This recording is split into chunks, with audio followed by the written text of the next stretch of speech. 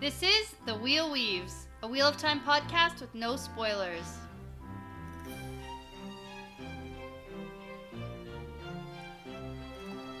Welcome, listeners. This podcast is safe for first-time readers because it's made by a first-time reader.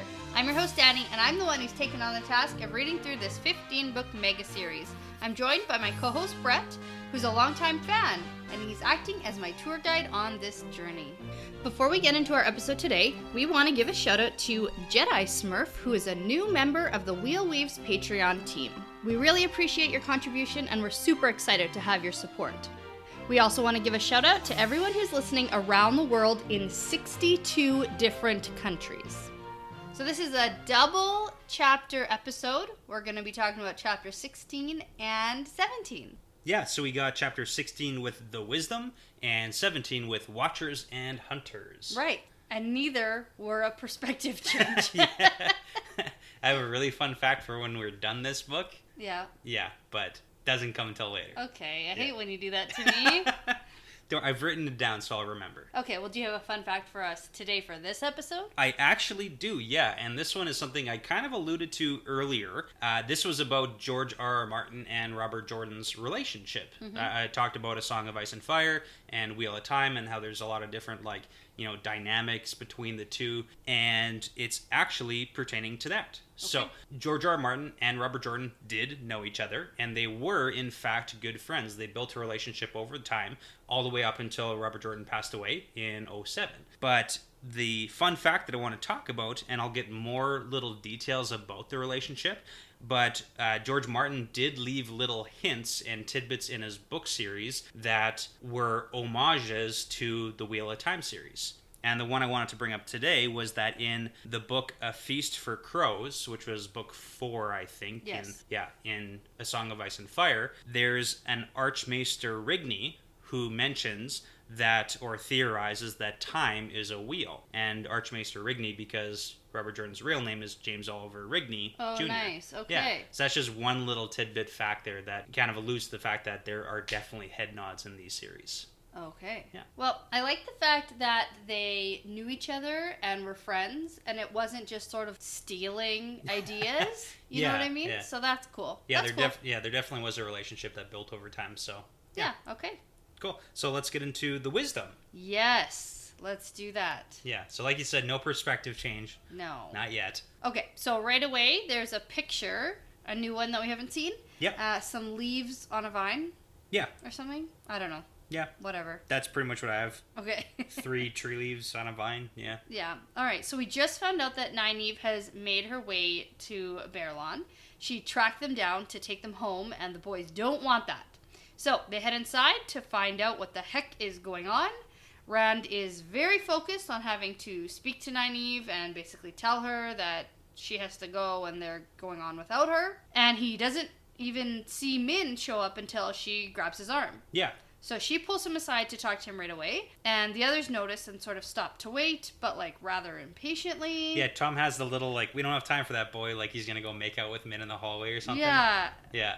Yeah, so basically Tom just says, "We don't have time for this. Don't you know what's waiting for us in there?" Yeah. So Min pulls Rand further away from them and tries to speak so that the others can't hear her. And so Rand sort of echoes what Tom said about how they don't have time, especially for any foolishness about escaping. Yeah, because the last time we left her, she was calling down the hallway saying, "You can't escape me." Yeah. Yeah, but that really freaked him out apparently. Yeah. Because he's still totally thinking about it. Yeah. So she is right down to business here and tells him that a woman showed up here, and she describes Nynaeve, but then tells Rand that she is part of it. Yeah. Whatever it is. Yeah. Right. So basically says, no way, no how, Nynaeve would never be part of any of this. And then he thinks about how he doesn't even think that, he should be part of it. Yeah, that's impossible. Yeah, his little inner monologues, these, couple chapters are kind of funny. Yeah, I always love the inner monologue of Rand, so... Yeah. Min is surprised to find out that Rand knows Nynaeve and is going on about how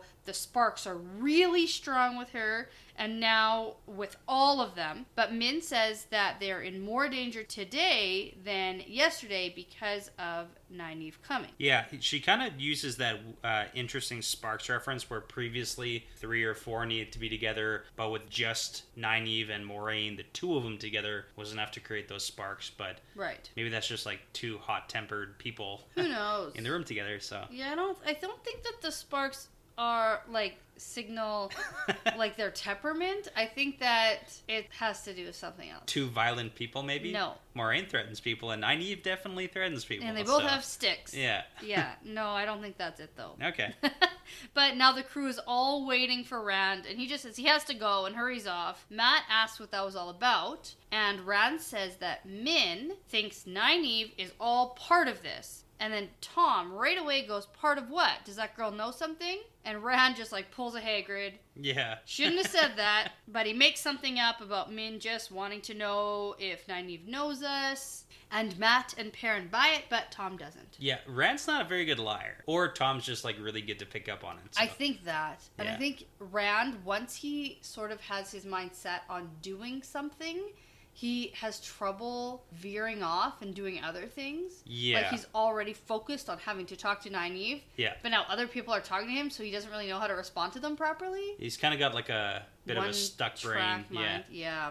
Rock brain. Yeah. So they reach the room where they had dinner last night, and they're hesitant to enter, but they file in one by one with Rand bringing up the rear, and he shuts the door behind him. So in the room, Nynaeve and Moiraine sit at the big table at opposite ends and are having a staring contest. Yep, I wrote down biggest showdown of the century. Nice, yeah. Moiraine and Nynaeve, so. Certainly seems that way. Mm-hmm. So Nynaeve is tugging on her long braid, which signals how pissed off she is. Yeah, and her braid is down to her waist, keep in mind. I know. This is like a super long braid. It's a long braid. Have we gotten reference to her tugging her braid yet?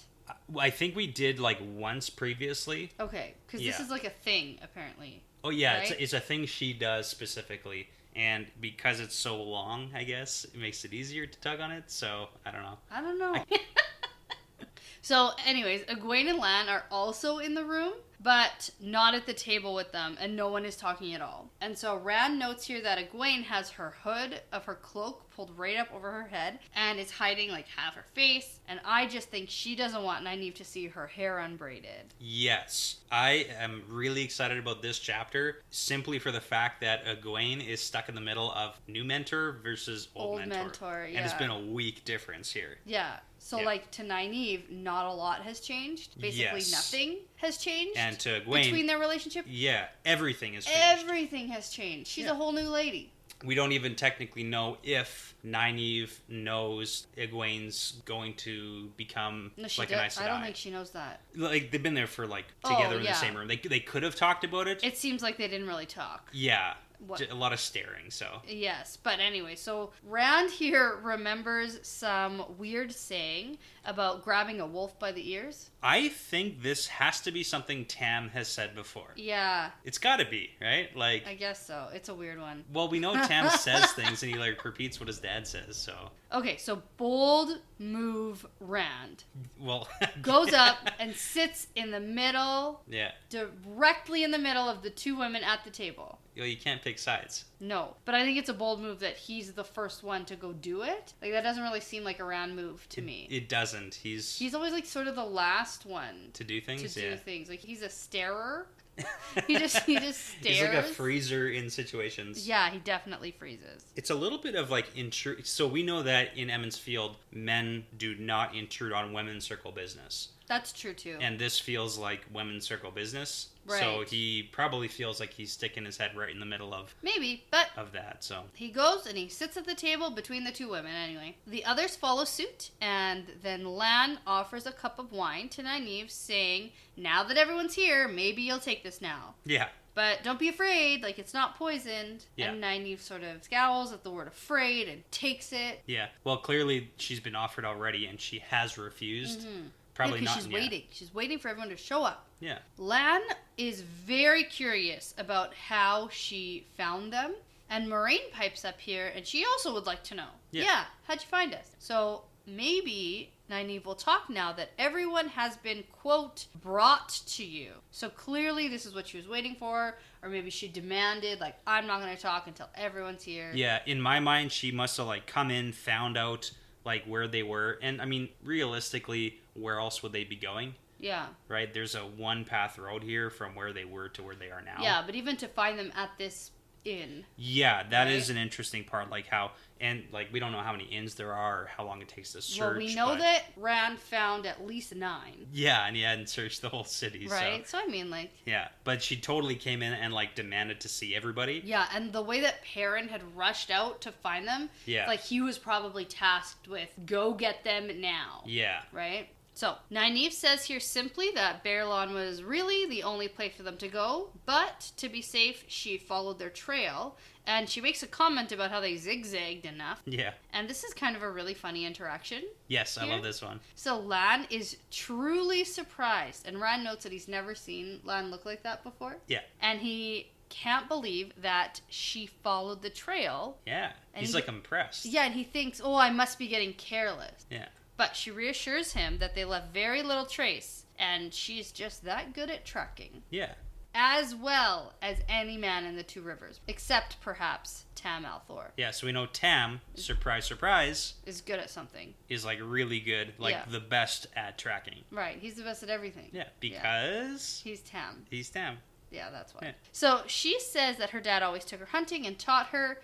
And Lan says that very few, even in the borderlands, could follow a trail that he has hid. So her dad must have taught her well. And this is, like, funny that he's, like, impressed by her and complimenting her. Yeah, I underlined he nodded approvingly. Yeah. Very important. Yeah, because he doesn't really approve of anyone or anything who's not Moiraine. So Nynaeve drinks her wine, but is clearly blushing. And Rand can't believe that. Like, this whole interaction, he just can't believe what he's seeing. Like, these this two is people crazy. who are very stoic and he's never seen any emotion from are both showing some form of emotion. Emotions, yeah. And I want to ask you, like, what's the age difference here? So do you really want to know, or do you, like, what's your opinion here? Like, does it matter? What do you think? Well, I think that there's some sparks. I think that there's something going on. Are you Min? Oh my god. Yeah, maybe. Oh yeah, because I see sparks. Maybe I am Min. Okay. But, yeah, there's obviously something here. Okay. I mean, like, it's a very subtle, like, one paragraph. I mean, it's sort of subtle, but, like, she's blushing into her cup, so it's also not so subtle. Yes. That doesn't happen just for anybody. Right, but am I reading way more into it as a romantic thing? Like, maybe she's young, like the way that Egwene would blush if Lan said something to her in an embarrassed way. Okay. But like, I didn't get it that way at all. Well, Nynaeve doesn't really get complimented very often. Like, what we know of her in Emond's Field is she's the hard-headed, like, young woman who has to beat her, like literally thump people in the head because nobody takes her seriously because she is so young. Yeah. Right? So, and, like, when we say so young for a wisdom. Young for right? wisdom, yes. Like, she's probably older. Take a stab. I know you want to guess. I have a guess later on in this chapter. Okay. Because we hear some more from her that sort of puts her at an age. Okay. I think. So I'm not going to give that yet. Okay. If that's okay with you. That's okay. I'm okay with that. We also don't get much for Lan's age. No, but he's like a big, burly, gruff man. Yeah. Robert Jordan's kind of funny where he gives so much description about the trees, the types of leaves that are falling on the ground, but he doesn't really give a lot of detail specifically to characters. Right, which is very interesting with all the debates that are going on right now about who should be cast. He leaves a lot to the imagination, like a lot in my opinion. Yeah. Okay, so Moiraine interrupts this, and I don't know, I doubt it's out of jealousy. I actually had that. Do you think that this is like a jealousy thing of Moiraine saying quietly, maybe now you'll answer my questions? You don't think so? No. We've kind of had that, like, is there a romantic relationship between Lan and Moiraine? I don't think so. It's all business, I think. Okay. But Moiraine has clearly answered Nynaeve's questions. Yes. And seemingly truthfully. Yeah, but Nynaeve doesn't buy back to her pissed off self and says, yeah, with a sack of Gleeman's tails. Yeah. So whatever Moiraine said to her, she doesn't buy. So it's obviously the stuff about the Trollocs and the Fade. It's like the truth of it that's kind of unbelievable. And the Dark One wanting these boys and whatever. And Nynaeve is like, yeah, freaking right. Yeah. I'm still taking them. So she says the only truth she knows is that 4 young people have been taken from Emond's Field by an Aes Sedai. And right away, Lan tells her to shut her face and not say that around here. It's very different than the last. Yeah, well, now she's saying things that could get them in trouble. So, yeah, like saying the word Aes Sedai out loud. is bad in this town. Yeah, I mean, Lan still is safety Lan. officer number 1. Yes, Yeah. absolutely. And so it's interesting that Nynaeve says that, these 4 young people have been taken because when you look at how the people of the Two Rivers think about Aes Sedai as like sort of these evil, just as bad as Dark Friends, and they all were kind of upset with her, and then they wake up to find 4 of their young people gone with like sort of random notes. Yeah. Which could either have been forced or whatever. So obviously, like, I didn't think of it from the perspective of all of the townspeople and how they must have seen waking up to these kids gone. Yeah, like Trolloc attack, and then all of a sudden 4 of their, and prominent children. It's like the mayor's daughter. Yep. Tam the and blacksmith apprentice. The blacksmith and Tam's on the the wisdom village council. apprentice. Yeah. So like these are maybe not. I don't want to say like the most important children in the town, but like there's not a lot of choices in the town for kids. And they're just gone. So it looks like they've almost been kidnapped. Yeah. So I see it now. Yeah, this is a really interesting kind of like Wheel of Time universe like fandom thing, is that there are some people who really don't like Nynaeve as a character. I love Nynaeve as a character. Yeah. I think she's kind of the embodiment of like Mama Bear. Yeah. Don't mess with her cubs because she will track you down. And that's really what she's doing. She's in her mind at least, she's there to protect them because she doesn't know anything better. Right. All right, so. Okay, so Nynaeve goes to retort about how it doesn't matter. What does it matter what I call her? And then Tom jumps in to tell her that basically we're all associated with her now, and there are people here who would kill Moiraine and Lan for what they are. Yeah. And they'd get us too because we're with them. Yeah, like Tom... He says it all dramatically. He goes like full dark mode for but like he's story a time. man, so he does what he does best. He does embellish. Yeah. Maybe embellish. But we get some important He definitely scares her straight, I think. He does. Because after he says this, she doesn't say it again. Yeah, like it's kind of funny that Tom's the one who jumps in, but I mean... And then Lan says, well put, Gleeman. Yeah. And I'm surprised you take such notice of things. Yeah. Well, he's associated with them, right? He arrived in town together. And a couple of things I did want to point out in Tom's scary story that he just kind of did here was we got some information about White Cloaks. Yeah. So they are clearly people who torture people they question. Yeah, capture. Yeah. So we have something called the White Cloak Questioners, whose like sole job is to root out the evil. Like they're in charge of getting confessions. So they use hot irons, pincers, irons, like really like torturing. Like straight up torture. Yeah. Until you confess to your crimes. Right. And I don't know if Rand 100% knows all of this. Yeah. Because he just had an interaction with White Cloaks that, like, wasn't okay. Yeah, and who knows how much that's really sunk into his brain. Right, and the fact that no one else here knows that happened... Oh, okay. Kind of sucks, right? Like Rand needs to start telling people about what happens. Yes. Like, if he talked about the dreams, if he talked about the White Cloak interaction, like, so much I'm damage still could be... so tell Moiraine because it's bad. Yeah. The funny thing is that I feel like this is a huge part of where Game of Thrones got their confess little bit, with the sparrows. Oh, yes. The only thing I'm thinking is like the ringing the bell, confess. Yeah. Like in White Cloak Repent Questioners. your sins kind of thing. Yeah, totally that way where you'll get tortured until you confess. Yeah. So I just think that Tom is basically just wants to save his own butt because he doesn't like the idea of any of this. And he is known for having arrived with them, so that's what he's watching out for himself. Yeah. So Nynaeve says, well, that's why we have to leave. This is all bad news bears, so let's get going. Yeah. Like, right now, this afternoon, let's go. Mm-hmm. And this is where Rand pipes up, and he says that they can't go with her. And his friends all had sort of said the same thing at the same time. And when they heard Rand, they all were quiet again and let him be the leader. Kind of let him step in. Yeah. So Rand explains about the Trollocs and Tarvalon and how they need to go with Moiraine. So Nynaeve is all exasperated and says, you sound just like Tam. Yeah. Which is funny. Tam's awesome. Yeah, it's great. Yeah. So apparently Tam wanted to be the one to go find them, but he can't even really stand by himself. So Matt and Perrin both sort of ask about their families and how they reacted, and Matt's dad was just concerned about the pranks he'd try on the Outlanders and the trouble he'd get himself into, and he's right. Yeah, I think Matt's dad knows Matt really well. Really effing well, because geez. He knows them. already messed with the wrong people. Yeah, like the worst people you could have pulled a prank on, he did. Yeah. So Nynaeve turns her attention to Egwene and says that she could have expected something like this from these dumb boys. Yeah. But not from her. And Nynaeve is about to go full scolding mode on Egwene. But Moiraine says, you and I must still talk, Wisdom. Mm-hmm. And Rand can't stop himself from saying, none of this matters. We can't go back. We must go on. Yeah. And how similar is Egwene to Hermione in Harry Potter? Yeah. She, like, left a note. Wait a minute. Brett. Yeah. Are you bringing up a Harry Potter reference? Oh, yeah, I totally am. It's like the same... Do we have shots ready? Does that count for the game? I think that counts. I think we can do that. Yeah. It's like the same person, though. Because she, like, raises her hand. It's like, I left a note. Yeah. Yeah.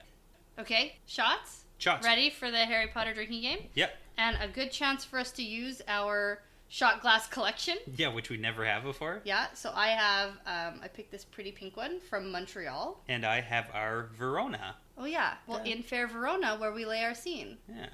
Well, anyways, cheers to Harry Potter. Cheers. Where's my wine to chase that down? Okay. Well, this episode is about to get a lot more interesting. Now, where were we? Right, Tam wanted to go find them, but Egwene had left a note, and she was feeling proud of herself, how she explained everything. Well, yeah, she kind of says it almost so Nynaeve doesn't see her, but... Yeah, she hides behind Perrin. Doesn't work so well. So Nynaeve wants to know how they could possibly be more safe with an Aes Sedai than in Emmonsfield, and Moiraine goes on a rant. Yeah. She is trying to keep her cool and be patient, but she is clearly getting agitated now. I mean, this is the thing. Moraine's thinking big picture of, like, what's actually dangerous, and it's not even just, like, the Trollocs or the White Cloaks, or it's the Dark One. It's literally the devil. Yes. Right? So she basically tells Nynaeve that the fact that she can touch the true source offers a lot of protection from Trollocs Fades the Dark One. Nynaeve still won't have it, though, saying to leave Emmonsfield out of it, and they want nothing to do with this stuff, but Moiraine has had enough. And she just shuts everyone down, tells Egwene to take everyone out and leave. She wants to talk to the Wisdom, and she doesn't have to ask twice, because they all file out, and that includes Lan and Tom. And Lan actually ushers them all down the hallway far enough so that they don't even have a chance to overhear what they're talking about. Yeah. I do want to break down that little Moiraine going on a rampage. Okay. Because we get a lot of important information about the channeling system. Okay, sounds good. So she does mention that the true source gives her that protection as it does all Aes Sedai, but she also adds in that little tidbit about the male half of the power, because it's like, for whose benefit is she really saying that? If she's just talking to Nynaeve, like, what does it actually matter about bringing up male channelers, right? But we do get the fact that Saidin protects and sometimes leaves the person vulnerable to the Dark One as well. Okay. Right? So it's just kind of the question as to why she's bringing it up around, like, the male half at all. Well, does she already sort of have her inkling about one of these guys being able to touch the Saidin? I mean, we'd have to assume Moiraine does. Yeah. Like, why else is there an Aes Sedai bringing these three boys away? Yeah. Right? But it's just interesting because the boys themselves don't necessarily know anything yet. No, like, they know nothing. Yeah, we as the reader know a lot more than any of the characters because we get to see everything. That's true. And then we also get a radius on that detect evil sense that Lan has. Mm-hmm. Right? So we get that Trollocs within a quarter mile, and he feels the evil. And it does mention Trollocs specifically, which might be why the Drakkar was able to dive bomb them. Yeah, so that makes sense. Yeah, so we just get a little bit more information there. Okay, so Tom scurries off, saying he has better things to do. He didn't want to be there in the first place. So they all wait, and Rand is lost in thought about what Min had said about Nynaeve being part of it. Mm-hmm. So finally the door opens, and Lan mutters something to Nynaeve as he slips into the room, and I want to know what that is. I actually had down to ask you, what do you think? We don't know, but we know that it kind of pisses off Nynaeve. Yeah, it might be something like... Overly nice? No, I think it might be something like, go away now. Oh, possibly. Because he goes in and closes the door. Yeah, that's true. Like, she had her time with you, now leave, go away. Yeah. Like, don't stand here waiting or something. I always kind of imagined it was something like, oh, have a good night now. And then that would just like... That's nicer than what I thought. Well, just because either way, it's going to piss off Nynaeve. So. Yeah. Well, everyone else has taken off, leaving Rand behind, and Nynaeve goes to talk to him. And this is another incident of Rand being slow to the draw, and everyone takes the opportunity to scurry, and he doesn't. And he doesn't. And he looks around and goes, "Oh my god, everyone's gone already." Yeah. Like, he's just acting so slow. He's like a half a step behind. Yeah. And so she says that he has grown, and it looks like that sword fits him now, even though she wishes it did not. Mm-hmm. And Rand sort of laughs and goes, "Oh, grown in a week?" But then, like, that's it. Like, there's no humor anywhere. So Rand rambles, asking if she's convinced now, and asks her if she will be going with them. And this really surprises her. Like, she's like, why what? would I be coming? Yeah. No way. Why would I go with you? I have to go back to being the wisdom in Emmonsfield. Duh. Do you know how many vacation days she's using for this right now? Oh my god. Well, she had to get some other wisdom from some other place to come and fill in for her. Yeah, Devon Ride. It's just another town. Yeah. But she does wish that Rand would go back with her. But now I think that she's realizing that that's just not going to happen. Yeah. So Rand says again they can't, but he wants to know what happened in the village meeting. So she makes sure that Moiraine can't overhear, because she really doesn't want Aes Sedai knowing that they can't handle their business. Yeah. Basically. She has a huge distrust for Aes Sedai that's really showing strongly. I think that she has like a complex about everybody. But probably, yeah. Especially. You know, it's all because Moiraine called her a child at that first meeting. That probably is it. I mean, I wouldn't like someone after that either. Just hold a grudge forever. Yep. Yeah. Forever. Makes sense to me. Mm-hmm. So basically it was just chaos at the village, and Rand picks up on something and says, something's happened. Like, why are you really here? Yeah. Like, this all of a sudden registers to him, and he thinks something smart? Yeah. About, why would they send the wisdom? Yeah. Like, what's going on? Nynaeve mentions this twice, that he has grown. Yeah. Right? People can grow up quickly. He's been through a lot in 10 days. Yes. Like, debatably, he's been more through in this last week than he has his entire life. Yep. In a sheltered little world. So that's true. And for him, it might not seem like he's growing, but for Nynaeve, who saw him before and after, right, it's a huge difference. Mm-hmm. So Nynaeve says that the men of Emmonsfield are all stubborn woolheads, and they couldn't agree on who they should send. They all agreed that someone should go after these boys to go basically rescue them from being kidnapped, but they can't decide on who it should be. So she takes it upon herself to take off and do it herself instead of waiting for the dumb men to make a decision. Okay, so Rand seems satisfied enough with her explanation and wants to know what Moiraine said to her. And I also want to know what Moiraine said to her. So I think we all do. Yeah. So mostly Moiraine is trying to reason out why they have attracted this kind of attention. Mm-hmm. Like the boys. Yeah. Right? And most of all, she wants to know if any of them were born outside of the two rivers. Yeah, so this is interesting because that was the question or series of questions she was asking when she first arrived to town. And the original impression was that maybe Nynaeve gave truthful answers to Moiraine, but maybe not. On second opinion here. Rand is trying to be all sly and say, well, I hope you told her all that we're Emmonsfield born. Wink, wink, nudge, nudge. But Nynaeve pauses for just a millisecond and says, of course. Yeah. But it was just enough for Rand to catch because he's looking for it. He's definitely getting craftier. He's getting better with, his lines of questions, not just with Nynaeve. Yeah. So he goes into a tailspin of thoughts about how she must know and it wasn't just a fever dream. So he gets out sort of what Tam said in the fever dream. Then we get some Tam background. Yeah, this is great. So, yahoo, this is fun. So Tam went looking for adventure when he was around Rand's age. And then he came back, a grown man with a red-haired Outlander wife and a baby. Mm-hmm. So it's very interesting. Yes. So Nynaeve tells him that Carrie loved that baby as any woman would love their own child. Yeah.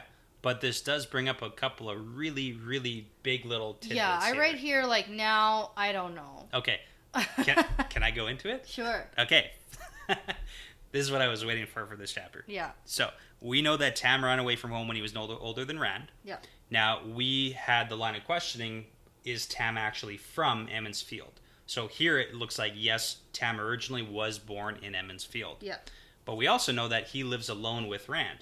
where most houses are full of, generations of family. That's true too. So for Tam to run away as a child, or, essentially as a child, a teenager, what actually happened to his family? Right. So we can... Is that maybe why he ran away looking for adventure? That's what I was thinking. Some tragedy struck or something? Yeah, who knows, right? Like, we do know that, medicine as it is right now, who knows what it's really like? So maybe his family or, yellow-eyed fever, whatever it might be. Who knows? There's a tragedy. His family passed away. He leaves Emmons Field and then comes back with Carrie, who is red-haired. Doesn't actually necessarily mean that Rand is her child. We know that Carrie had trouble conceiving, or we can assume so. Yes. Because Tam had said, Carrie always wanted a child. And right, and then they find her, keep her to baby. To baby, yeah, because that's just how adoption works. Yeah. In the Wheel of Time. So, but we can kind of assume a few things from that, from what we get from Tam's backstory. But Nynaeve can remember Tam coming back. Yes. So that probably leads into what you think about Nynaeve's age. What I think about her age. Yeah. So what do you think? Well, because if we think that Rand is, I think he's younger than 20. Okay. But just for the sake of this, around 20. Okay.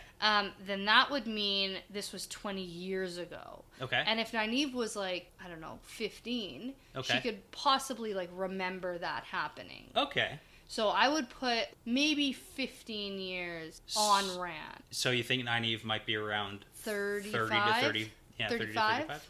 Okay. Ish, but then looks really young. Okay. To be fair, they think she's too young for the position she's in. Yeah. Right? There's no so is mention... 35 too young for a wisdom? I guess still? so. Well, that's what everyone's saying. Yeah, but also consider the fact that, people younger Wisdoms than 15... don't retire. Right? So the fact that Sure. she became a wisdom, there would have to be... Usually the wisdoms are really old. Like a 60-year-old right, lady taking care of you. And they're probably used to really old wisdoms kind of thing. Okay.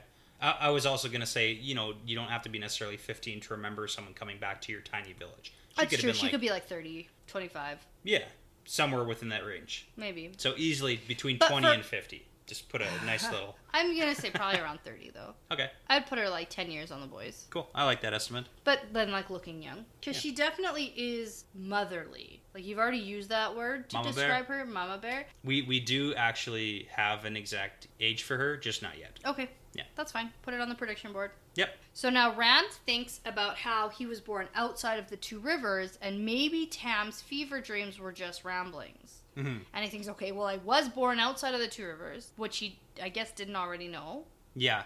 And now he's like, oh, okay, well, if she was my mother, then maybe that's what that was all about. Yeah, I still think this is him just lying to himself. I completely agree. Yeah.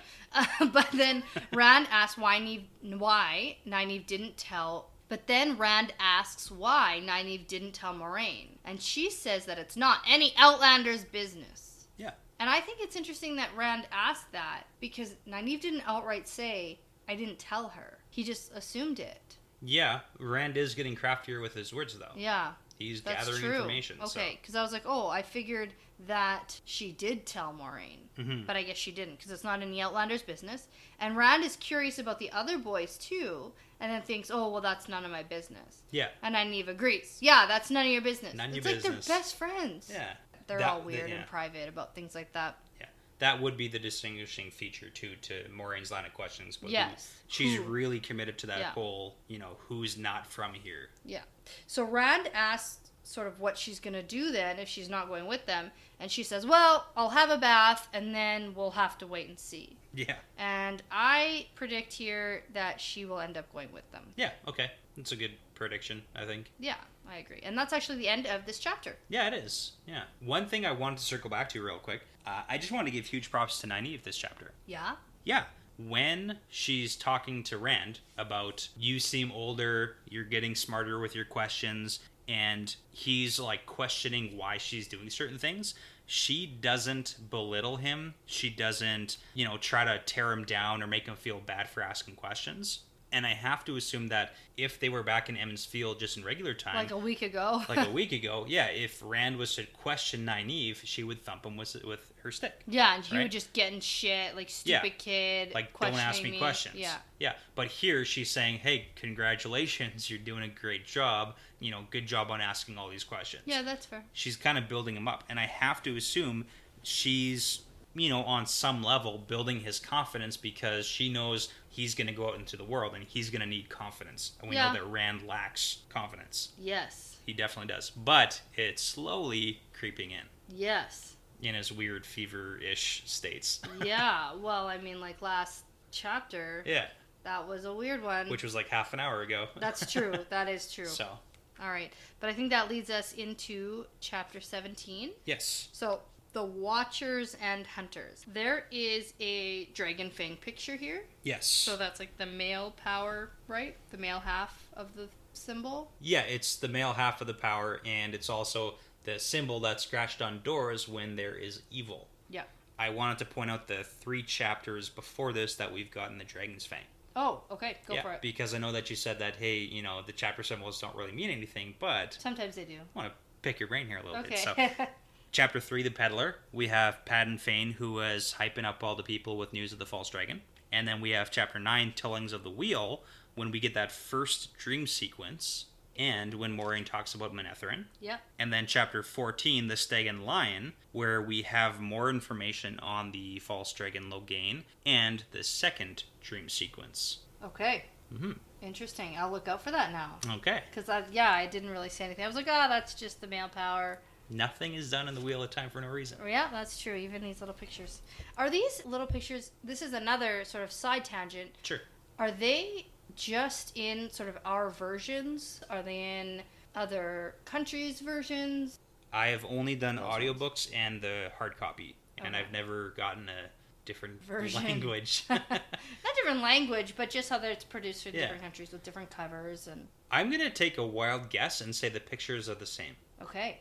I have no other information to back that up. up. Well, now you have homework. Yeah, I do. Okay, that's interesting. But I'm just going to take a stab and say they are the same. Okay, that's your prediction. That's my prediction. We get to put something that you predict on the prediction board. Oh my goodness, that's exciting. Okay. What an exciting time. Yeah. All right, so Rand heads into the common room after walking with Nynaeve, and he wants to forget sort of about the things that she said. And when he gets there, it's very crowded, but nobody is really talking at all because Tom is performing. Yeah. And he's performing one of his stories. Great Hunt. Another one about the Great Hunt. Mm-hmm. But no one seems to mind because apparently it would take a week to tell the entire thing. Yeah, so it's kind of like the overarching branch of, these are all Great Hunt of the Horn stories. Yes, and so this is about one of the greatest hunters for the Horn, Rogash Eagle-Eye. Yeah, Rogash Eagle-Eye. Cool. Now, we did have a couple interesting points here because we get the reference to hunters, so there's multiple adventurers who go out on the quests to search for the horn. Yeah. And we can assume that they don't all find it. Yeah, we can assume that none of them find it. Or none of them. Because maybe, yeah. No, it wouldn't be a legend if people had found it. Okay. Because no heroes then they'd be like, oh yeah, it's just over there. Yeah, no heroes have ever been risen from the dead to help fight the evil. Yeah, so here, in this time, that anyway. we know of, yeah. Yeah, well, that's what I mean. So this is the question. There are hunters for the horn, and we know that the horn brings back heroes from, the past. Yep. So do you think that the hunters for the horn are the heroes that are brought back from the dead? No. Okay. I don't. That was just I think they're just little connection there. No, I just think that they're regular guys. Who are searching for it. Yeah. Yeah, cool. Probably in these evil times where there are like these false dragon proclamations, they're probably going to hunt for it to like help. Yeah, okay. That's what I would think. Cool. I did make a note that Rogash Eagle-Eye has a last name that sounds... His Eagle-Eye little sequence is a lot like Arthur Hawkwing. Oh, Eagle-Eye, Hawkwing, yeah. Yeah, it's kind of like an earned name. Yeah. Right? So, and that kind of made me think of the dragon or Kinslayer. It's like an earned name. Okay, okay. So, Rand sees Perrin and Mat, and he goes to squeeze in with them. And so they listen to the stories that Tom has to tell. And then eventually he sort of goes on and tells other stories. And then he trades his stories for songs.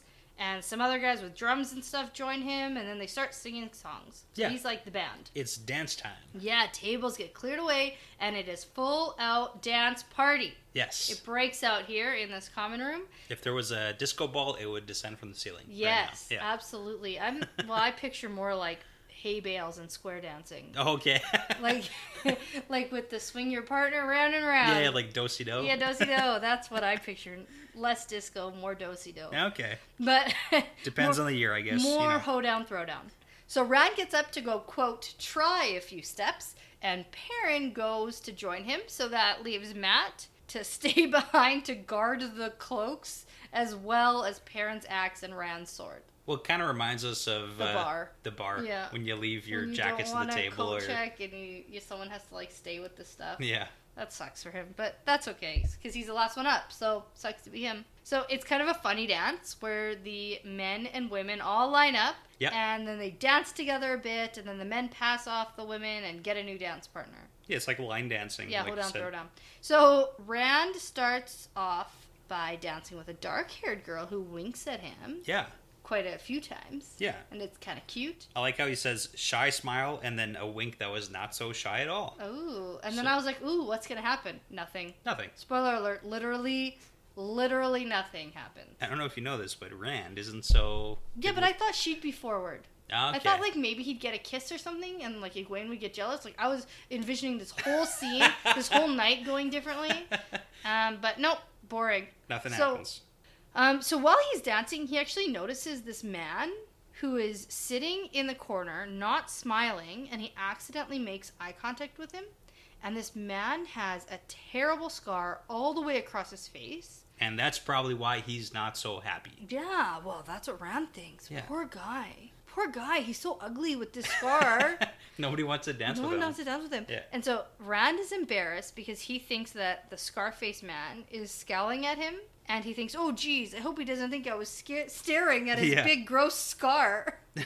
I wrote down nefarious scarred man having no fun in the corner. So the image I had of this was in Lord of the Rings when Aragorn is like in the corner watching the hobbits when they're at the Prancing Pony. Oh. And it's like, fun. Oh, who's that in the corner? And it's just like... Oh. Yeah. And what I thought about was Tyrion in Game of Thrones. Oh, when he gets a big scar across his face. Okay. And then has no fun ever again. No, it has nothing to do with fun. It was just the scar thing. Okay, just the scar.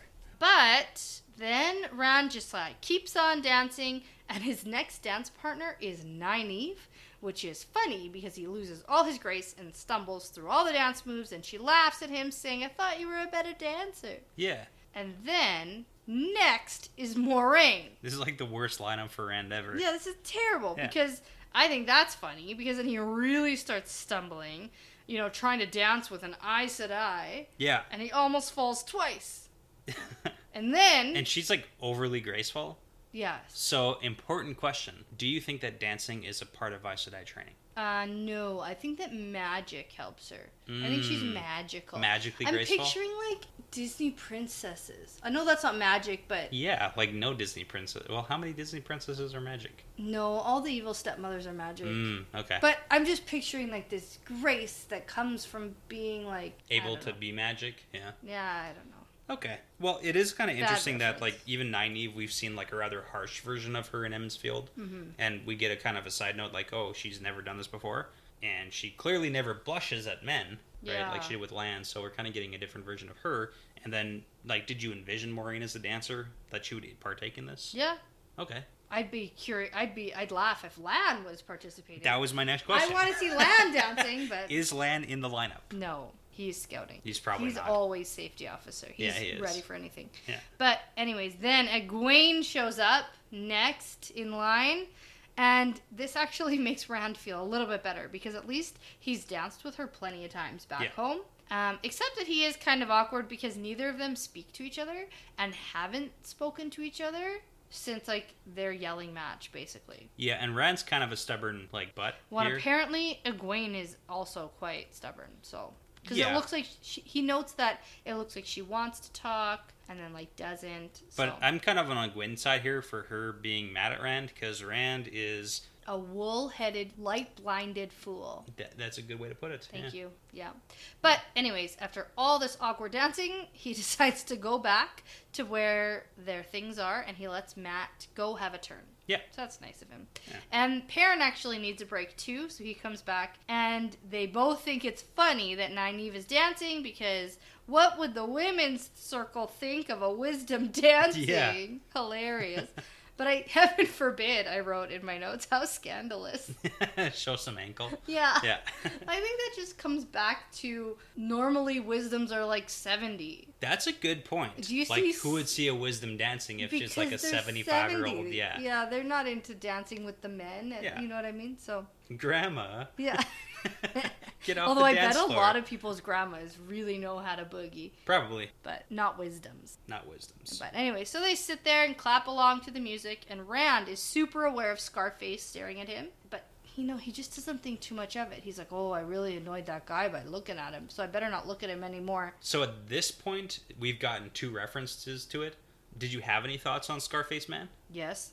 At this point, yeah? Yeah, so I say, he doesn't think too much of it, but I think a lot of it. And I said, who knows? Maybe he's like a white cloak or something. Okay. Maybe he's pissed at Rand for like what he had done that day. Yeah. Like that's the only thing I could really think Like of. Rand did get in trouble today with the White Cloaks. Yes. And we kind of had that conversation about Pat and Fane asking which inn they were at, and we had that whole connection there too. Right. And then I said like maybe he's like a dark friend or something, and maybe he's like glaring at everyone. Or maybe Rand's just being super paranoid. No. But turns out No. Rand isn't being paranoid at all. Mm. Rand's like, oh, I insulted that guy by looking at his gross scar.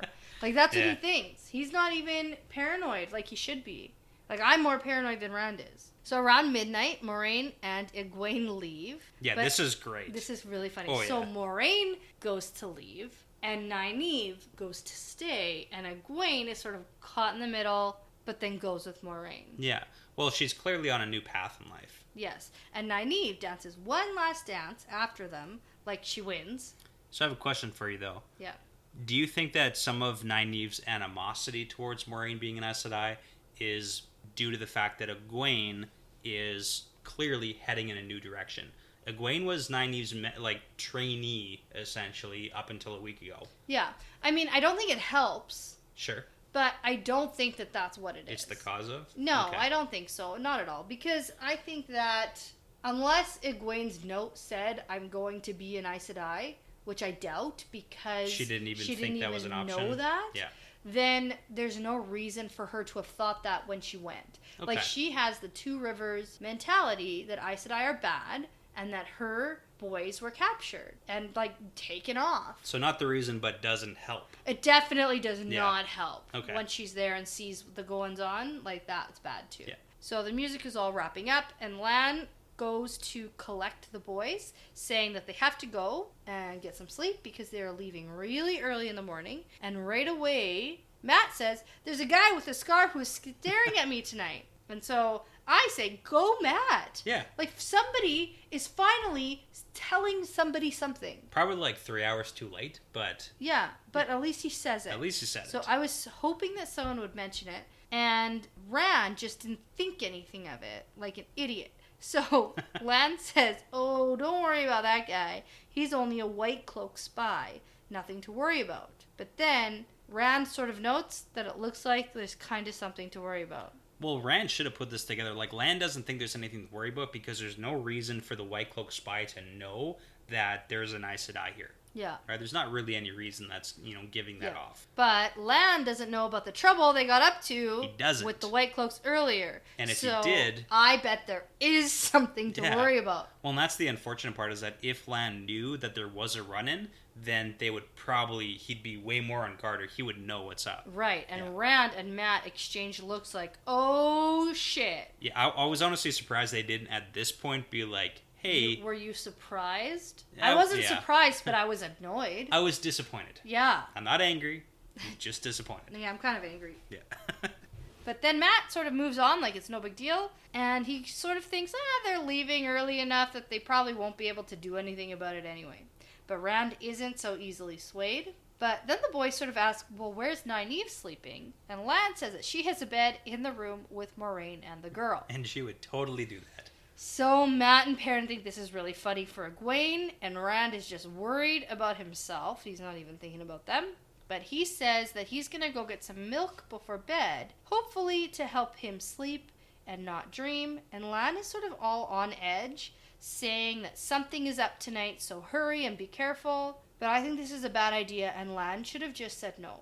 Like, Lan had a gut feeling that he shouldn't go do this, and he should have just said, no, you can't have milk, because you're not a fucking child, so go the heck to bed. I have two questions. One is about the gut feeling. So do you think that was just a gut feeling, or do you think that had something to do with his sensing evil thing? Detect evil sense? Yeah, I think he's definitely sensing something, but he doesn't know what, and he can't really put a finger on it because it doesn't make sense. Yeah. Maybe? The way I'm also thinking about it, because it could be the detect evil sense, but it also could be years of experience as a bodyguard lining up to something didn't feel right. There's a white cloak spy. Something's off, and that's just what it is. Yeah. Yeah. And then maybe don't go off on your own to the kitchen. Maybe don't go off. Yeah. Yeah. So Rand goes to get his milk, and terrible fucking idea. This is great. Yeah. So I bet Scarface wasn't a white cloak spy, I think. Oh, okay. What do you think? That maybe he was like a dark friend or something. And I think, oh man, because a dark figure with weird white hands is pulling his hood down, waiting for Rand in the hallway. And this guy is in a cloak that hangs motionless, and he has a man's face, but is all pasty white and gross, and he's eyeless, and I go, how did a fade get in here? Oh my god. So, okay, number one, you just said that you don't think it was a white cloak spy. You think it was a dark friend? Well, now. Do you think that it could be both? Oh, yeah, maybe. Maybe, actually. Okay. Although that doesn't really make sense because they're really, really gung-ho about the whole everyone's evil. You Definitely must walk in the light thing. Yeah. So no, I don't, actually. Okay. I don't think that White Cloak's... Do you think that Master Fitch just thought it was a White Cloak spy? Or maybe he came in and was like, I'm a White Cloak spy. Well, Master Fitch is the one who told Lan that it's a White Cloak spy. Yeah, he's the innkeeper. He told Lan. Right, and Lan is a little uneasy about it, but he's taking Master Fitch's word. Yeah. And I think that Master Fitch is just really sort of light. More blinded? No, I was going to say like more like... light about things than he should be. Okay. Like he takes things too lightly, like the Dark Friends, for example. Yeah. Like these weird, creepy guys are around, so he's just like, White Cloaks are the worst. They're all causing trouble. Yeah, they're the worst. They've been the one who's like on the governor's, tail and causing all this trouble, so he must just be that because he doesn't even think that regular people could be Dark Friends. Yeah, okay, I get that. So, yeah. Yeah, no, I think that's a good explanation. So, back to... the Fade standing in front of Rand. Just as a side note, this occurred on the 13th note in my notes. Uh-oh. Just so you know. Creepy. I didn't even try to make that happen. And I wrote down, of course it was happening on my 13th note. It's funny. That's because 13 is the most terrible number in the whole wide world. Yep. Triskaidekaphobia. Mm-hmm. Have you ever heard of that? Fear of Triscuits. Good reference. Thank you. So, Rand chokes on his milk, and the Fade says to him in, like, this hoarse whisper, "You are one of them, boy." It's a great impression. Is that okay? Yeah. So Rand starts backing away, and he can't break free from, like, this eyeless face. And I said, he should use his patronus here. Yeah. Side note, what would Rand's patronus be? Oh, okay. Holy smokes. And then also, another side note, time for a shot. But I want to know, what do you think Rand's patronus would be? Okay, I am not so good with Harry Potter, but I do think that patronuses are supposed to be an incarnation of... like your spirit animal. Yeah. Yeah. So, from what I remember, and I know this isn't exactly about Harry Potter now, but... I know that Harry's mom's patronus was a doe.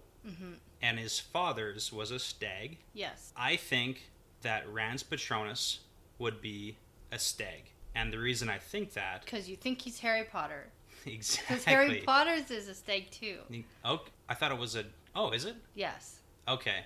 Harry Potter's is a stag because of his father. I thought it was a doe. No. Okay. I'm going to stick with that, where I think that Rand's would be a stag because... So then would Tam's also be a stag? Yes. Okay. I think that the connection that Rand and Tam have is strong, and I think that Rand is in a big old male deer. Yeah, well, weird crossroads in his life, too, where he wants his father to be Tam, and he wants his real father to be Tam. Yeah, okay. So that's what my answer is going to be for now. Just because of that. Yeah. Not because of the animal, but because of the Harry Potter reference. Yeah, because I put down, I think he'd be a stallion. A stallion? Okay. Yeah, like a a great stag's like male horse. Like, really cool. But okay. I think that, because when a Patronus comes out, it's like representative of who your true self is. Okay. And I think that inside, especially seeing that whole interaction, I think we have so much more of Rand that we have yet to see. And I think that there is a lot of strength in there. And that's why I say stallion. Okay. And so if you're going with the whole Tam thing, then maybe Tam would also technically be like a stallion, but... I appreciate your point. I want to come back to this later on.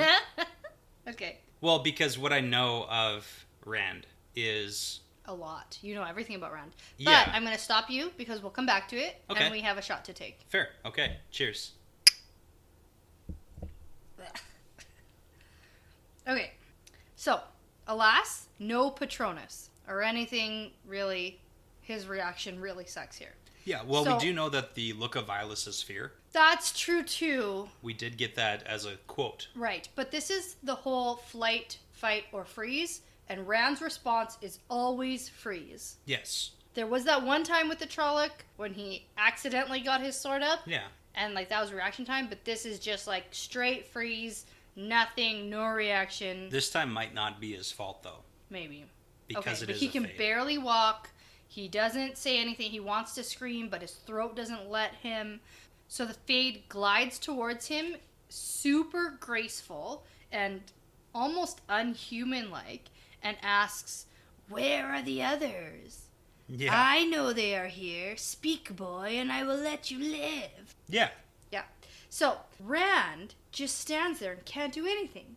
And the Fade says, "Speak, or..." And then there's a sound above him, like crashing boots, and the Fade is just, like, cut right off. Yes. He whirls towards the sound because, you know, he doesn't have eyes, and that's super creepy, but we know he can hear really well. Well, we know they can see.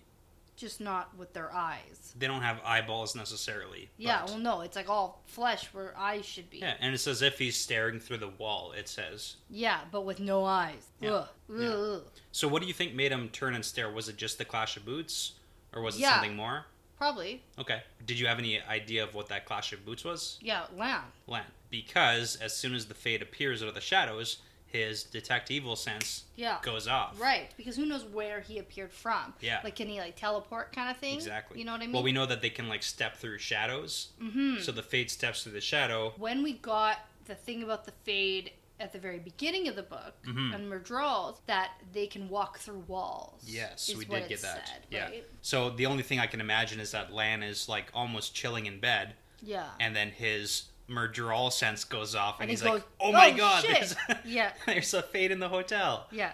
And then, like, out the door, down the stairs. Yes. So this Fade knows that somebody is coming, so he turns back to Rand and he flashes a sword, and the sword is weird. Like, it's a weird sword with a black blade, and somehow makes the other lights seem dimmer, and he raises it above Rand's head, and instead of doing anything, Rand just thinks about how he's about to die. Yes. Yeah. Yeah. This sword is probably way worse than the Trolloc sword. Yeah, I was gonna ask if it's like another Shale Ghoul weapon. That would be a good assumption. Okay. That's all you can really get at this point. Okay. Yeah. So the blade doesn't come down on him, and the Fade says, "You belong to the great Lord of the Dark. You are his." And just like in Harry Potter, the Death Eaters are not allowed to kill Harry Because Voldy wants him for himself. All right. I was actually going to ask you about that because if the Fade wanted him dead, he would be dead right now. Yeah. Because he brought the sword pretty much down on him and stopped short. Yeah. But I also prepared a second shot here because I knew this was coming. I was wondering why you were doing that, and Ready? It makes sense now. Okay. So I guess it's kind of like a pride thing, though. Okay. Like, Voldemort wanted Harry for himself because Harry was the one who almost defeated him. Yeah. Like, it's like, out of pride, I'm the one who wants I need to kill this 17-year-old child. Yeah. Yeah. Basically. Yeah. And even with the whole, in the seventh book where Snape is saying, let me just go get Harry for you. He's saying, no, Harry will come to me. Yeah. My Death Eaters know not to kill him. He's mine. Yeah. Kind of thing. And I don't know if that's similar to here because the Dark One... Let me bring up a point then, because Sure. this is a good point, because there might be a pride point here about the Dark One, and I'm using my quotations here, the Dark One killing the boys, or whatever it might be. Yeah. We also know that the Dark One and this figure known as Baalzamon are similar, but Yes. not necessarily the same. Yeah. So could this be a point of pride for not necessarily the Dark One, but the Baalzamon character who's acting in his place? Yeah. You know what I mean? Like in the world kind of thing. Yeah, like his worldly embodiment of the Dark One. Yeah. Whatever it might be. Mm-hmm. Yeah, maybe. So the Fade suddenly spins and darts away, and I wonder if this is like a backwards sensing.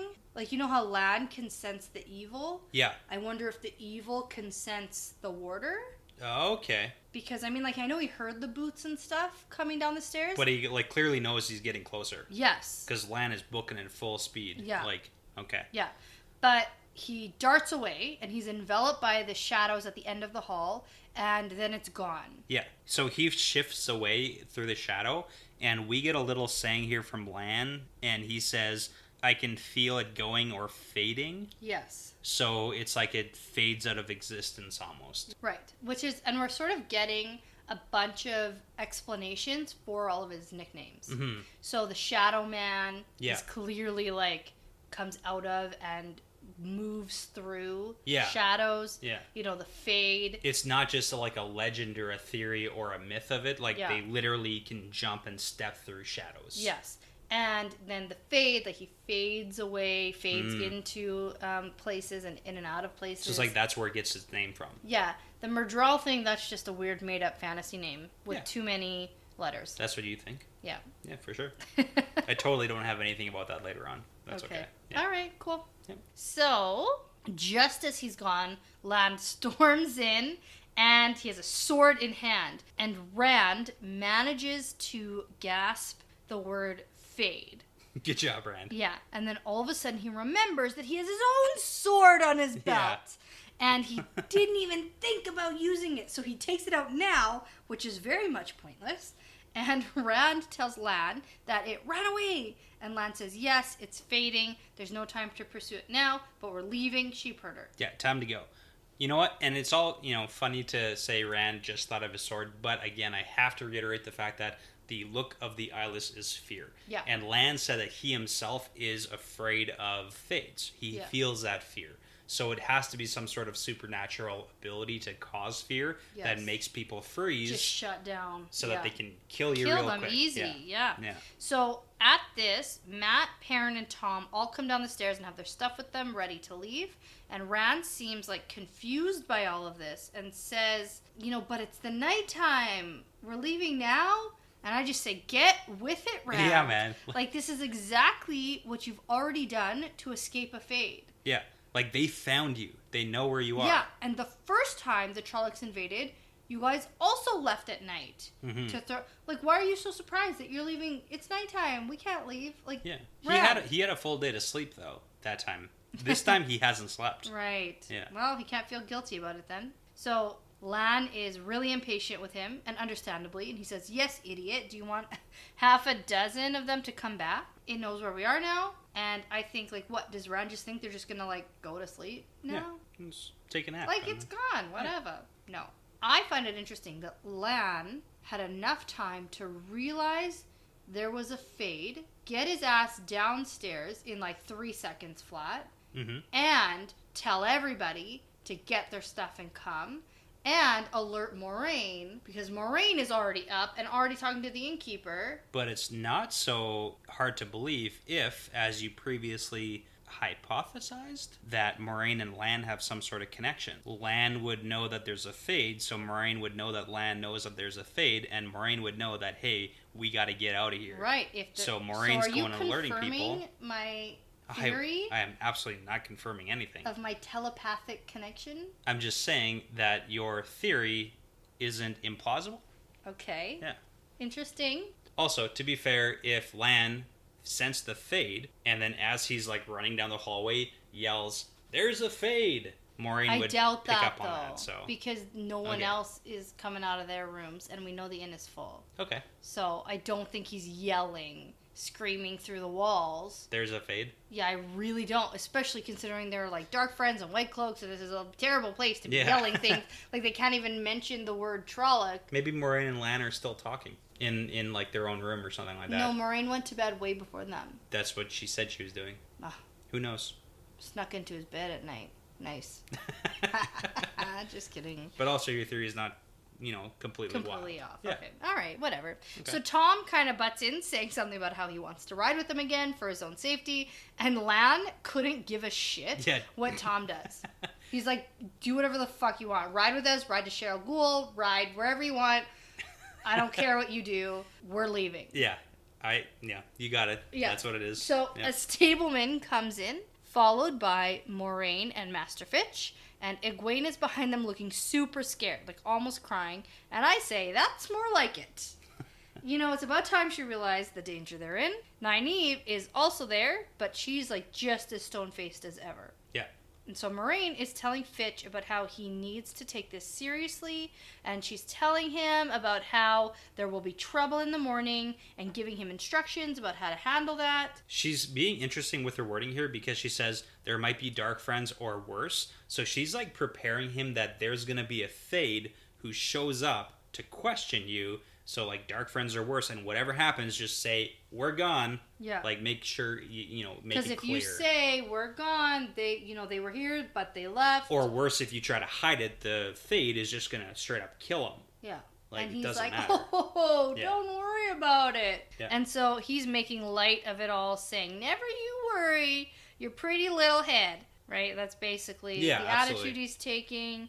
Don't worry about trouble, little lady. And then he goes off to get their horses, and Moiraine calls him a stubborn man who won't listen. Yeah. And so Matt the moron here says, do you think Trollocs might come hunting for us? It's like, no, man, not in the city. And that is just it for Moiraine. She can't handle his level of stupidity right now, and she runs out of patience, snaps at Matt. Of course not. There are tons more for us to be concerned about, like how they found out where we were, and how Master Fitch takes dark friends way too lightly. Yes, because maybe he doesn't know that they are dark friends. Right. Well, she said that he believes that dark friends are lurking in the shadows and whatever, and she says, but they are just regular people in the inns and the shops, but... And the important part, up to the highest councils as well. Yes. Literally anyone can be a dark friend. Yeah. And you don't know. Yeah. But I do have a question. Yeah. How do you think that the Dark Friends or the Fade found them? We know that the Drakkar has been in the sky searching for them. There's not many routes to go necessarily. No. They might have gone down the river. No, the fog I would lasted, say that it's... Well, Rand definitely made a scene. Yeah. Right? And then we had Pat and Fane. And it was Pat and Fane who might have said something to someone. Mm-hmm. Like, that's a definite possibility, because they take off after this chapter, and we don't hear about Fane again. That's true. So it's definitely implied that he was gonna do something. Yeah. So you're right. So like, who knows who he said what to, though? Right. I don't know if it's 100% coincidence that Scarface showed up in the inn to watch them, basically. And if he was a White Cloak or a Dark Friend? Yeah, and now I'm thinking more likely a Dark Friend. Mm-hmm. Okay. Especially if Master Fitch is taking it too lightly, this Dark Friend thing. Okay. I would say there are eyes everywhere. Yeah, there's no way to know. No. And that's kind of the scary part, is that you really don't know. And even us as the reader, we don't know. No, but that's the fun part. Yeah. Yeah. But anyway, so they head for the stable yard, and Rand notices that Nynaeve is leaving with them, and he thinks that Min was right. And she asks him if there was really something there. Yeah. And he confirms that yes, it was a fade. And then she says, maybe something is after you. Yeah, so this is Nynaeve kind of coming around to actually believing. Sort of, because then she says, I intend to return you safely to Emond's Field, and if you're going to be stubborn about this, then I just have to travel with you, because I won't leave you with her sort. Yeah, and this kind of comes back to my whole, Mama Bear. Yeah. She is doing what she thinks is best to protect the Emond's Fielders. Because from the Emond's Fielders' point of view, you're 100% right. The Aes Sedai showed up, Charlotte attacks, and then she disappears with 4 prominent children from the town. Yeah. Like, it makes sense that someone should go after her. Yes, so she's taken on that role, so that she's now definitely part of it, and away they go. Any thoughts on Min being right? Yeah, I say here it's really interesting that I think that he's really buying into the stuff Min is saying. And even though most of it didn't really make any sense, and he wrote her off as crazy, he's really taking the things that she's saying to heart, which, like, is kind of out of character. A little bit. For him, I think. A little bit, yeah. So they're waiting for the horses to be saddled and stuff, and this innkeeper just keeps mansplaining to Moiraine. Like, she's trying to be like, no, listen. And he's like, listen, lady. Like, he's being a good innkeeper. No, he's mansplaining. He's being awful. He's being so terrible. He's trying to be like, he thinks he's being chivalrous, and this is literally the definition of mansplaining. He's like, no, I get that you're trying to tell me something, but you're wrong. Here's what I'm saying and why I'm right. And she's like, fuck this guy. Because, quite honestly, this is just bad news for him, that he's not listening to her.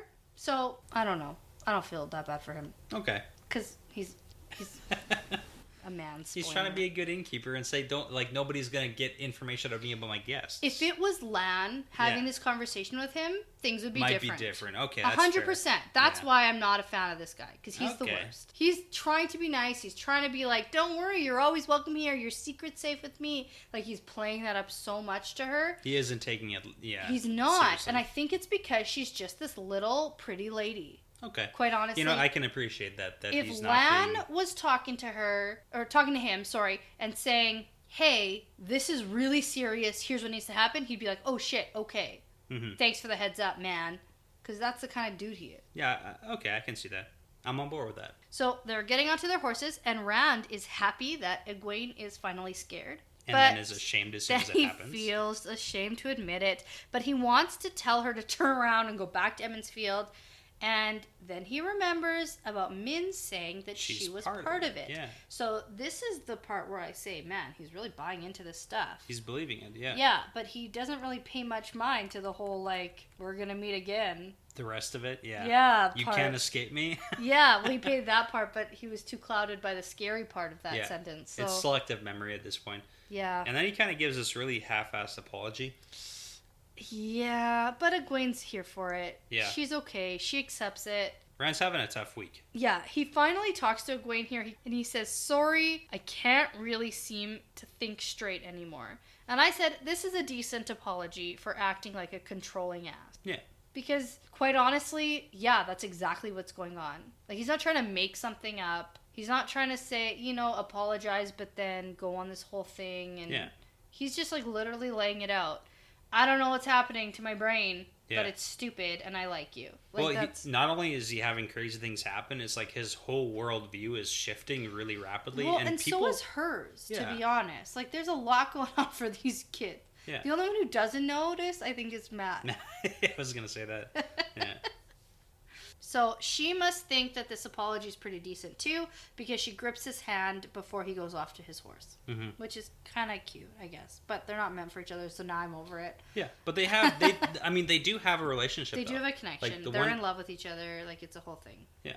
So they take off into the night down the deserted streets of Baerlon, and a stable boy named Much watches them sourly.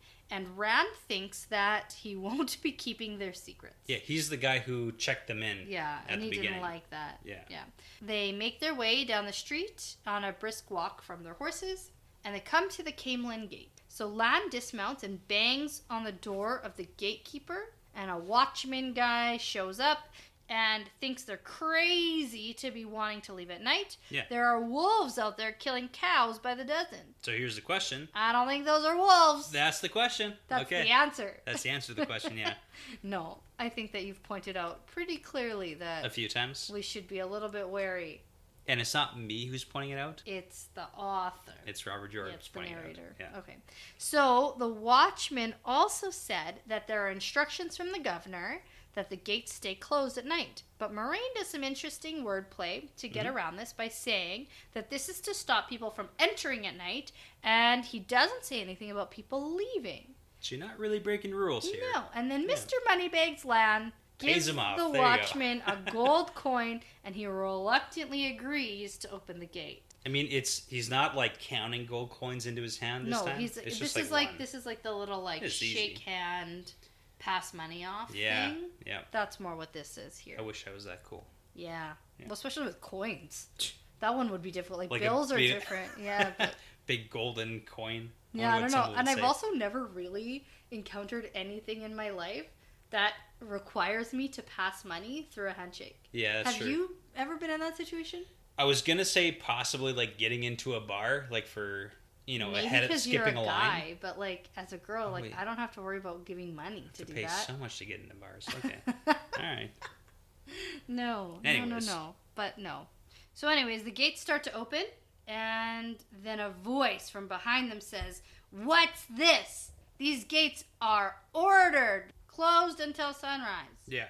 So white cloaks enter, Yeah. and they're just gonna be a bunch of dicks. Yeah, I go, uh-oh, white cloaks, 5 of them. And they all have their cowls up to hide their faces, and their white hoods up too. Yeah. And so I make a note here, and I suppose this is why they're compared to the KKK. Yeah, Like, mostly their outfits, that's true. right? There's and that's the whole point we kind of covered last time, is that there's similarities from a few different things. Yeah. It's not just one of the. It's a few different characteristics taken to create these white cloaks. Right, okay. So the gate stops opening like a quarter of the way, and the watchman tells them that this is none ya business. Yeah. And except not like that, probably, because he's probably like, excuse me, that's none of your business. And he says that the children hold no sway here because this is the governor, but then he gets cut off by the asshole who goes on about how the children of the light hold sway over everyone who walks in the light, and they are only denied by those who stand in the shadow. Yeah, so we know that there's already like a short shrift for the white cloaks in Barillon. Yeah, what does that word mean, shrift? It's like short leash. Oh, okay. Yeah, like you don't. So they're allowed 10 people in town at one time. Yeah. Right. So. Okay.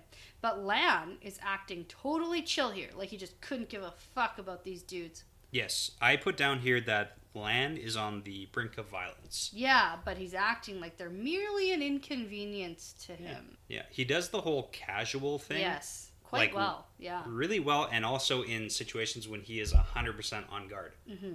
Like, he knows what's up. Yeah, so now the white cloak guy is suspicious and wants to know what kind of people want to leave at night, with the dark one's handiwork seen flying overhead. And Rand thinks this must be the Drakkar. Yeah, and that kind of makes sense. Like, Yes. we know that Drakkar was Yeah. in the sky scouting for them. Yeah. But also he makes a side note of, is it just like anything this guy doesn't understand, he thinks is the Dark One's handiwork. Yeah, but if it's seen flying overhead and like screeching... It's pretty specific. Yeah, that one Yeah. is. So, but Lan says, "What? We're just travelers of no interest to you." And the guy says, "Everyone is of interest to the children." But at this, Rand recognizes the voice. And this Yes. has to be Bornhald. Yeah. And Rand is really trying hard not to be noticed, shrugging down into his saddle. We But- already know Rand's the tallest one. Yeah, right. He's the tallest person And in he this group. really, like, did a thing Yeah. being completely outed by these guys. Yeah. So while he's trying to like sort of move and not be noticed, he is noticed. And he dramatically pulls his hood off, the white cloak guy does, Yep. to reveal his face. And he goes, "Aha! we are doing these watchmen a service. You were just about to let these dark friends escape, and I will take them to my camp to be questioned. Yeah. Capital Q. Questioned by the questioners, because we got that whole spiel from Tom. Yes. Right, about the questioners who are going to torture people into confessing. Yeah. So now Moiraine has had enough, and she is pissed off. So she goes, "You will take me to your camp, White Cloak?" But her voice comes from every direction at once. Yeah. And she says, "You will question me, you will bar my way," and she steps towards them, and Rand can swear that she looks taller, and the shadows around her sort of cling to her, and she walks towards the White Cloaks, and she gets even taller, and they all go, "Ah, Aes Sedai!" Yeah, so this is a really interesting scene, because clearly Moiraine is shrinking back into the shadows because she's hoping that Lan and the people, the group, can solve this without violence. Yeah. Like, that's her original game plan. And then it's like not really working. Well, because the White Cloaks are getting belligerent, right? Well, and that's because they notice Rand. Yeah. It's because of the thing Rand did. And Rand didn't tell anybody about. Yeah. And it's the same guy. And so, obviously, this is a little bit confusing to Lan that they're so, like, on top of them, right? And it's like, dark friends right away. Yeah. And so, Moiraine, I think in this moment, assumes that it's about her. Possibly. Because why else would they just, like, announce dark friends like that, right? Yeah, and it's also that kind of point of, like, we need to switch something up here. So this is when she goes full magic mode. Full magic mode. I love it. Yes. So they go, Aes Sedai, die! So this brings us back to that question you had asked previously. What do White Cloaks do with... Kill them on sight. Yeah. Turns out. So they don't capture them. They don't jail them. They don't do anything. They kill. And they try to slash her with their swords. But she uses her invincible magic staff to block their blade. Mm-hmm. And as it makes contact, there are sparks and hissing sounds. And the sword blade comes out bent at a right angle and almost melted in two. All 5 of the White Cloaks go down in a heap, and Moraine's voice roars over them, "How dare you attack me?" And now she's almost as tall as, like, the 20-foot wall. Yeah. So at this, Lan shouts, "Go, now!" And the others all take off through the partly opened gate. And like always, Rand remains frozen in place, staring at what is going on, because now Moiraine is like head and shoulders above this wall, like a crazy giant. And then all of a sudden he remembers and he kicks Cloud and takes off after the rest of them. Yeah, so she's huge. Yeah, huge. I am really excited for this cinematically, like in the TV show. I'm picturing, Honey, I Blew Up the Kid. You know, but like really terrible or more graphics. Recently, more recently, be like Ant-Man in Civil War. Oh yeah, okay. Yeah, that one's probably better. But I'm picturing the giant baby. Okay. Walking with like terrible graphics and stuff. That's just what my mind goes to. That's such an old reference. I know. I didn't even put that in my notes. That just came to my head right now. Yeah, that's okay. That's so funny. But yeah, that's what I'm picturing. She's just like huge, blowing up, basically. Like her eyes are like giant full moons and like stomping all over the like crazy. So once they're just like a little bit away, Lan pulls up and they all turn to watch as giant Moiraine steps over the wall, and the watchmen are frantically closing the gate. But as Moraine's foot steps over the wall, she's her normal size again. Yeah. I have a couple questions here I want to bring up with you. Sure. So, Moiraine stepping over this wall, we do get that whole, Bornhald is on the other side of the wall, shouting to open the gates and chase him down. Like, he's a little bit more gung-ho about chasing Moiraine than the other White Cloaks. Any thoughts as to why, like, just the one White Cloak out of the bunch, out of the 5, are, like, super... Well, he's got the little golden knot. He does. He's, like, the leader. Like, yeah. And he's also the one who was slighted almost by Rand. Yeah. Right? So I think that he's got like a bone to pick with these guys. Like the ego. Yeah. Yeah. Definitely. He didn't like that he like stood up to them, and he thinks that Rand was responsible for getting mud on their cloaks. Because he's a dark friend. Yeah, and I don't think they have, bleach. So that'll be tough to get out. Yeah. For sure. Okay. But anyway, so I just say that this magic is straight up crazy. And I say also not doing so much for that Aes Sedai rep. Yes. Like that reputation of them being evil and terrible and awful. She's not doing much for that.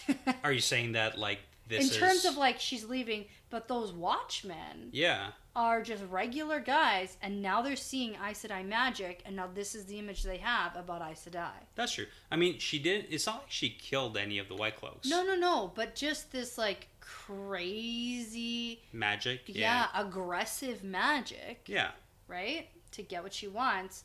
There's already this sort of stigma about Aes Sedai, but it's clearly true. You know what I mean? I get what like you're saying. All the things that like Rand is like scared of, she's clearly capable of. I'm gonna agree and disagree with you. Okay.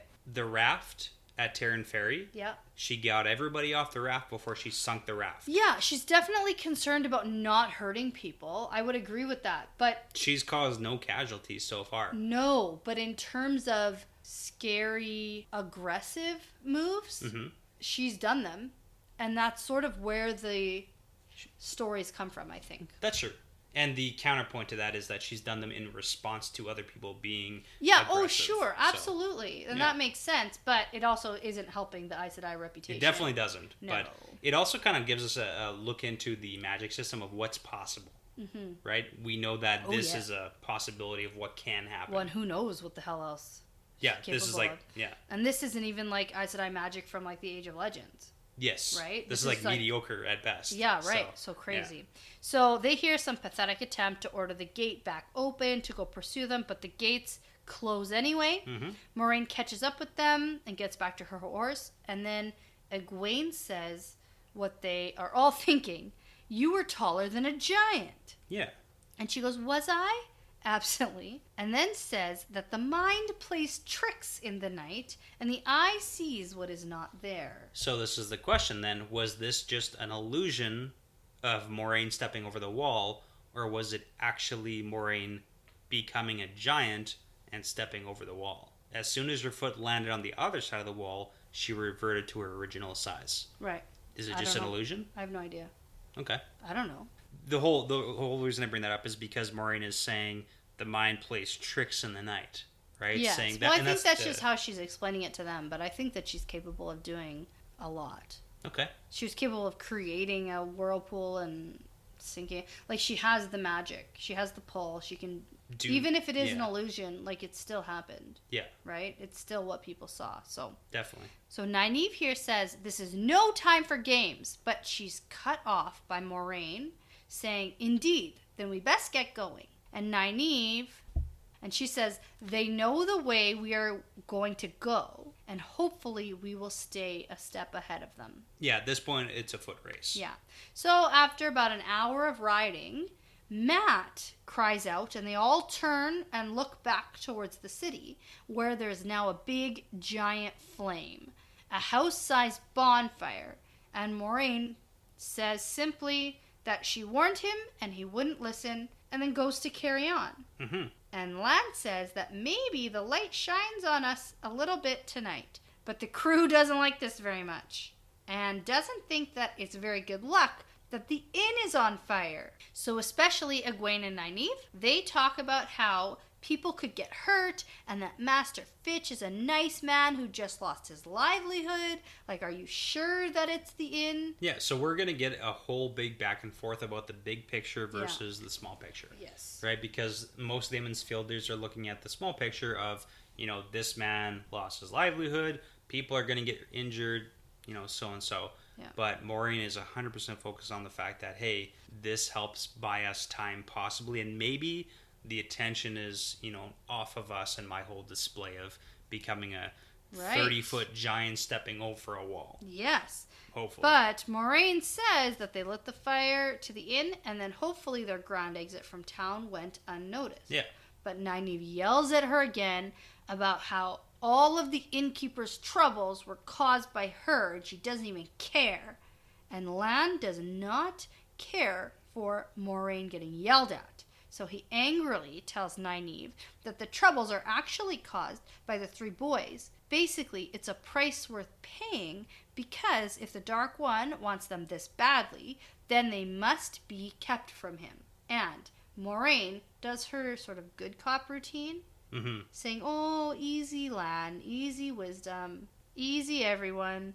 And she explains how going back to help isn't an option because then for sure the Dark One would win and take the boys. But they will send oodles of gold to help them rebuild his inn, and she says that she'll make sure that there's no trace that it came from Tar Valon. And I think that's kind of interesting. Yeah. Because we talked before about where all this gold is sort of coming from. Sure. And it's, Well, assumingly Tar Valon has a supply of gold. Yeah. Right? And I know you said we haven't seen any banks or anything, but, some sort of trade system or bank probably exists. No, the thing I said was I'm wondering how he's carrying all that gold around. All those gold coins must get heavy in his little purse. Yeah. But so the squad carries on here for a while, going quickly, but not too much as to not tire the horses. So they stop to settle in for about an hour here. And as they're sort of going to stop and maybe get a little bit of rest, Matt says one of the most important things in this book. I wonder what happened to the badger. Yeah. I wonder what Dav did with that badger. Yeah, definitely. And me too, man. Me too. I wonder. And that's one of the best connecting dots there. It is. It's And totally in character. There you go. I feel like from that one line that I picked up on and made a big deal of. Yeah. It's so funny that it got brought back. It did. And full circle. Yeah, and I think that's great. Yeah. Because I think a lot of people could have missed that. But I cared about that badger. And this is the return of the badger. Matt's also concerned. So maybe eventually, if we ever get back to Emmonsfield, we'll find out what we'll happened to actually Badger. find out. I wasn't thinking that we would ever hear about the badger again, and it was sort of I thought it was funny. Yeah. But now I'm thinking, because of this, yeah, we might actually hear about it again. I've been waiting 17 chapters for this line. Oh yeah, because you knew it was coming. That's so funny, and you couldn't tell me. No, that just speaks to how good you are. Well, it's just going to be really, really exciting when we're at book 14. Yeah. And I get to talk about some stuff. It's going to be good. And it's the badger. The badger's Turns back. out the badger was the dark one all along. There you go. Oh, the dark one. I was going to say the Dragon Reborn. Okay. Nope. I wanted him to be the good guy. Oh, no. He's the bad guy. Sorry about that. Maybe bad guy. Yeah. That's so funny. But anyways, and they start to settle in a bit, and Matt whispers to the other boys about how, I thought we were safe, and he wants to know if they will ever be safe again. And Ran replies, you know what, we'll be safe when we get to Tar Valon. But then Perrin says, will we even be safe then? So they have a quick sleep, take off again, and they sort of eat some bread and cheese while they're riding. And Lan has changed back into his color-shifting cloak, and he's really on the lookout for an ambush at any moment. Yeah. So let's back up a little bit here, Yeah, because there's a couple things I want to go over. That's the end of this chapter. Yeah. So I think that we get a pretty big insight into Moiraine's character here, mainly for the reason that, she's really smart. She clearly knows what's important at this point. Yes. And sacrificing some things like an inn and some lives and some injuries, whatever it might be, she really does that back and forth with Nynaeve, hey, what would you have me do? Do you want us to ride back into town? Do you want me to go try and help some people? What is that actually going to help? Yeah, what would you do? She poses the question to Nynaeve, and she says, well, I would do something. Yeah. But it's no. In reality, Nynaeve, what would you actually do? What's going to help? So the big point here about Moiraine's personality or character is that she's going to do what's necessary for her cause. Her cause right now is making sure the Dark One does not get the boys. Yeah. Yeah. So that's kind of the first insight. Second thing is that Rand, again, thinks back to Min. Because when the inn's on fire, his thought process says he hopes Min is all right. Oh, I missed that. Did you miss that? Yeah. Oh, yeah. That's funny. Yeah, he 100% thinks that. My question to you was, we got a whole series of introductions to characters in Emond's Fields. Yes. Right? Like Padden Fane and Tom Marilyn and Moiraine Lan. and then everybody came along on the adventure with them. Did you think that Min was going to be tagging on to the crew here at any point? I never thought that, no. Okay. Because she said we'll meet again. Yeah, okay. And she seems very sure about what is to be. Yeah. And she didn't consider herself part of what they were part of. Okay. So I never even thought that. No. Okay. Yeah, no. I think we'll run into her again, but I don't think she's going to go with them now. Okay. But yeah, I think that just about wraps this up. Yeah, I think that is the end of the double chapter episode. Ooh, it's a long one. Yeah, so thank you for this journey on these 2 chapters. Yeah, sounds good. I'm excited to get into the next one. Alrighty.